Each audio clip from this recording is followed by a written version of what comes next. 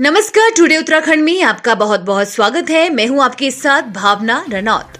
हमारे प्यारे राज्य उत्तराखंड से जुड़ी खबरों को देखने के लिए हमारा चैनल जरूर सब्सक्राइब करें। साथ ही आप उत्तराखंड के किस जिले से देख रहे हैं हमारे कमेंट बॉक्स में कमेंट करके जरूर बताएं। प्रदेश की 5 सीटों पर 19 अप्रैल को होगा मतदान। 4 जून को आएंगे नतीजे। लोकसभा चुनाव को लेकर भारतीय निर्वाचन आयोग ने चुनाव की तारीखों का ऐलान कर दिया है। उत्तराखंड में पहले चरण में 19 अप्रैल को 5 सीटों पर मतदान होगा, वहीं 4 जून को मतगणना होगी। बता दें कि 2019 में भी उत्तराखंड में पहले चरण में ही 11 अप्रैल को वोटिंग हुई थी। तब कुल 57.09% मतदाताओं ने अपने मताधिकार का प्रयोग किया था। यह आंकड़ा वर्ष 2014 में लोकसभा चुनाव की तुलना में कम था। नैनीताल संसदीय क्षेत्र में सबसे कम 66.39% और पौड़ी में सबसे कम 48.78% मतदान हुआ था, जबकि 2014 में 65.15% मतदान हुआ था। दूसरे राज्यों से आने वाले डीजल वाहनों पर सख्ती। उत्तराखंड में घुसते ही कटेगा ग्रीन एंट्री सेस। दूसरे राज्यों से आने वाले डीजल वाहनों को अब उत्तराखंड में प्रवेश करते ही फास्टैग के माध्यम से ग्रीन एंट्री सेस देना होगा। राज्य सरकार इसके लिए भारतीय राष्ट्रीय राजमार्ग प्राधिकरण यानी कि NHAI के साथ करार करने जा रही है। राजधानी देहरादून समेत पूरे प्रदेश में स्वच्छ गतिशीलता परिवर्तन नीति लागू करने के लिए शुक्रवार को शासनादेश जारी कर दिया गया है। देहरादून में सबसे पहले डीजल सार्वजनिक यात्री वाहनों को हटाकर CNG इलेक्ट्रिकल वाहन खरीदने के लिए अनुदान मिलेगा। जल्द ही पूरे प्रदेश में ये प्रक्रिया शुरू होगी। सहायक शिक्षक के करीब 1600 पदों पर भर्ती। इस दिन शुरू होगा पंजीकरण। उत्तराखंड अधीनस्थ सेवा चयन आयोग ने उत्तराखंड सरकार के शिक्षा विभाग में सहायक अध्यापक LT ग्रेड रिक्तियों के लिए एक भर्ती अधिसूचना जारी की है। अधिसूचना के मुताबिक 15 से 44 पदों पर नियुक्ति की जाएगी। आवेदन प्रक्रिया शुरू होने पर इच्छुक और योग्य उम्मीदवार आधिकारिक वेबसाइट SSSC.uk.government.in पर जाकर आवेदन कर सकेंगे। हाईकोर्ट ने सरकार से आउटसोर्स संविदा और दैनिक कार्मिकों का डाटा मांगा। 3 हफ्ते का दिया समय।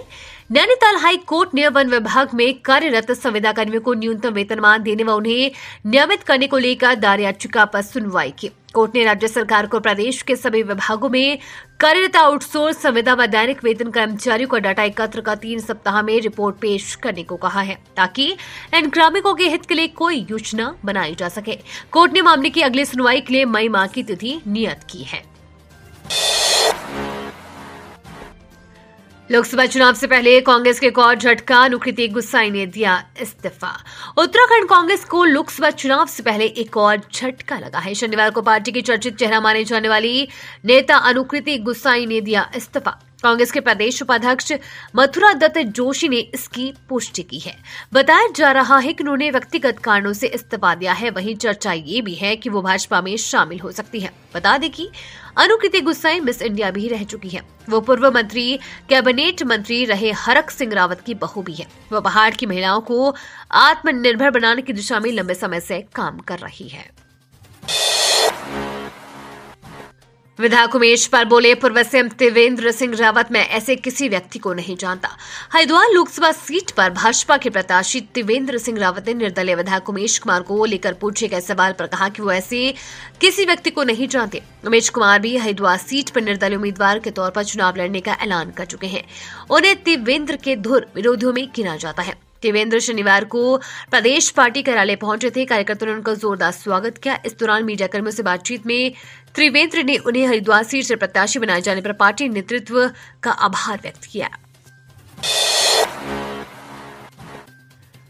रास्ते को लेकर 2 पक्षों में हुआ विवाद और मारपीट। एक पक्ष ने युवक के सर में मारी गोली, एम्स रेफर।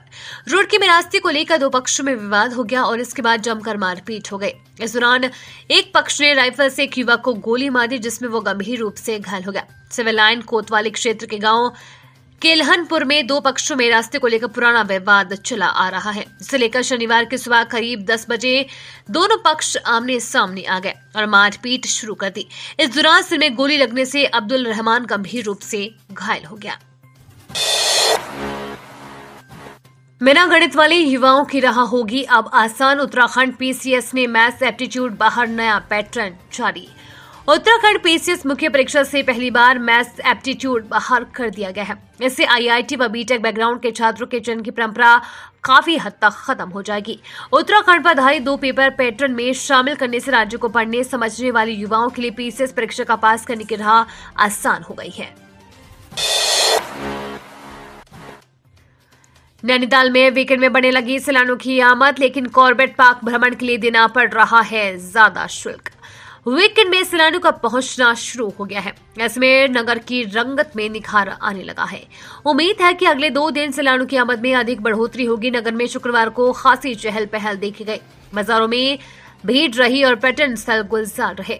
सैलानियों की आमद बढ़ने से पर्यटन कारोबारी खुश है। स्नो व्यू, राजभवन, चिड़ियाघर, हिमालय दर्शन में सैलानियों की पूरे दिन आवाजाही रहने से चहल पहल रही। शाम के समय में मॉल रोड पर भी रौनक रही। झील में भी काफी संख्या में नौकायान करते सैलानी नजर आए।